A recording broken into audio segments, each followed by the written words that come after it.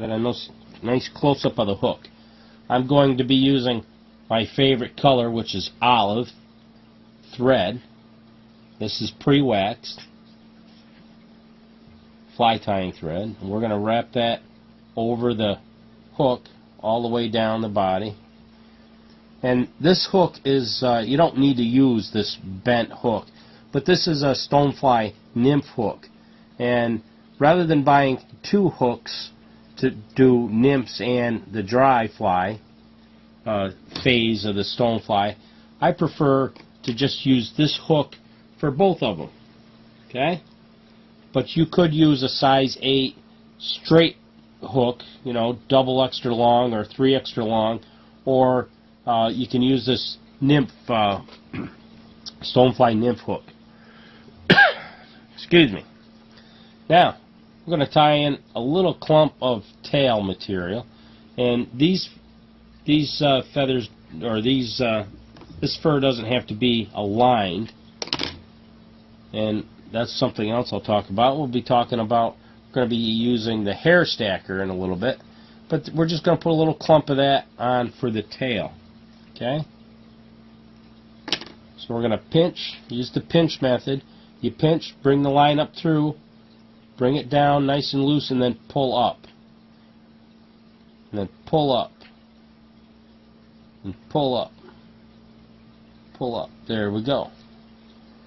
And we're going to wrap that all the way down to the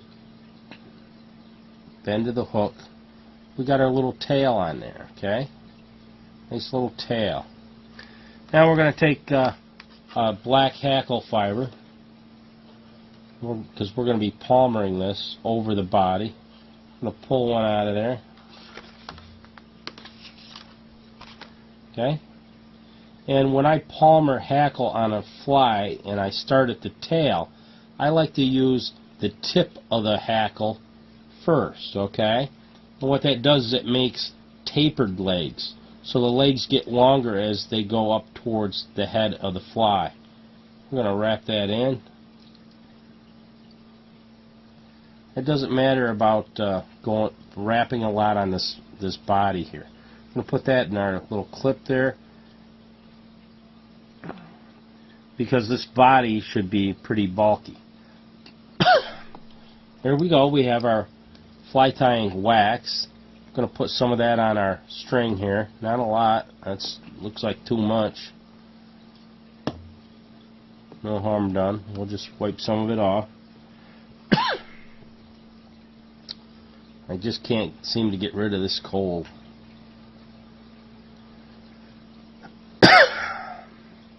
But we're going to spin that right on there, nice and fairly tight. Pretty good clumps of this stuff. I like the big bulky body on these salmon flies. If you've looked at a grasshopper, how big a body do they have? They have a big body. So we're going to be tying this fly to actually imitate 3 different insects: the green drake hatch, the stonefly, dry fly, and grasshoppers. So don't worry about it. You're actually tying 3 flies at once, and that's what I like to do. I like to tie flies that imitate multiple hatches. Okay, so instead of carrying three different flies in my fly box, all I need is this one, and it imitates 3 different hatches. And you may want to have it in a couple different sizes. You know, if grasshoppers are hatching, you may want to have a bigger one. You know, it all depends on the situation. And in fly fishing, you have to look at what's going on the stream, and then try to imitate that with your fly. Okay, we're going to go 3/4 of the way up, and now we're going to wrap our hackle over that. And this is called palmering, so we're going to leave a little gap there.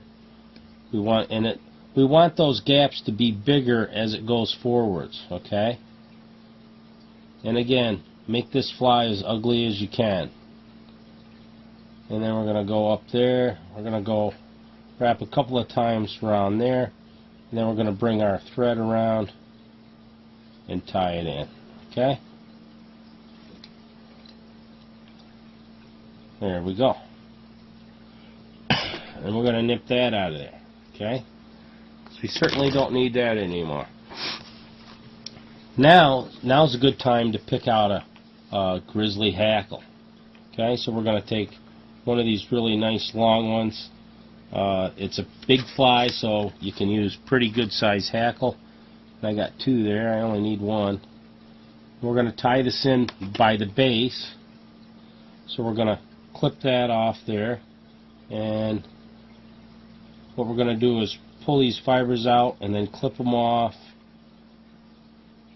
so that the little fibers leave a nub, so that when we tie it in, it stays in there. Okay? Doesn't come out. Okay?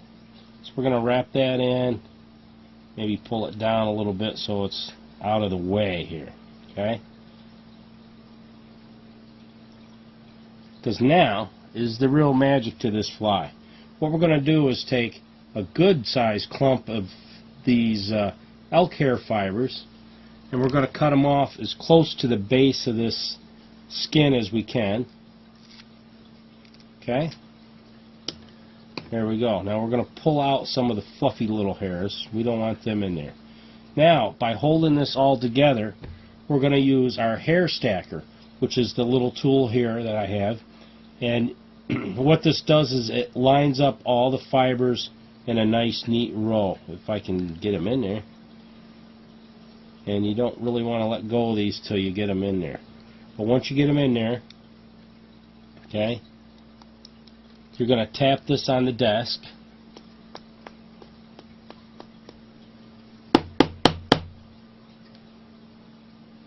And then when you pull this tube out, all the fibers should be lined up pretty close to together. We'll pull some of the loose ones out. And there we go. We have our wings for our salmon, or our stonefly. Okay? So I'm going to pinch those and measure it so that you want these wings to go out as long as the tail. So we're going to measure it to be right there. Then we're going to nip it off so they're all even here. We're going to pinch it right there and go around loosely a couple of times. And I don't mind now, once we get it down, we can pull it tight and leave a lot of that hair still sticking out there. Okay? So there's our wings of our stonefly.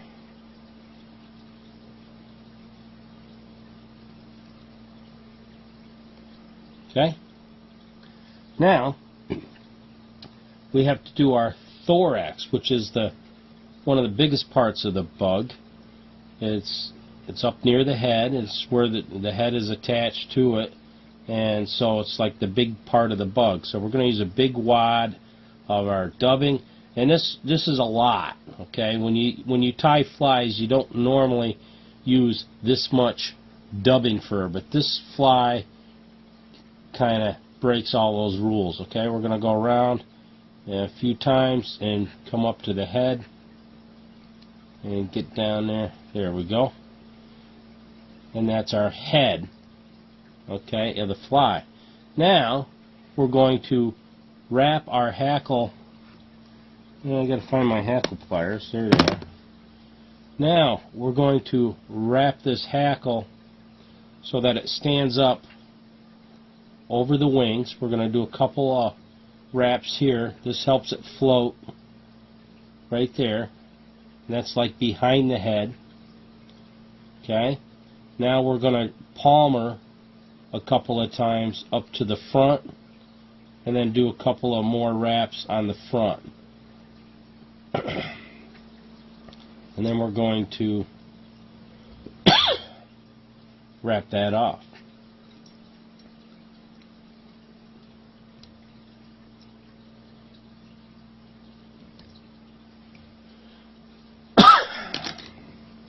We're going to do a whip finish. That.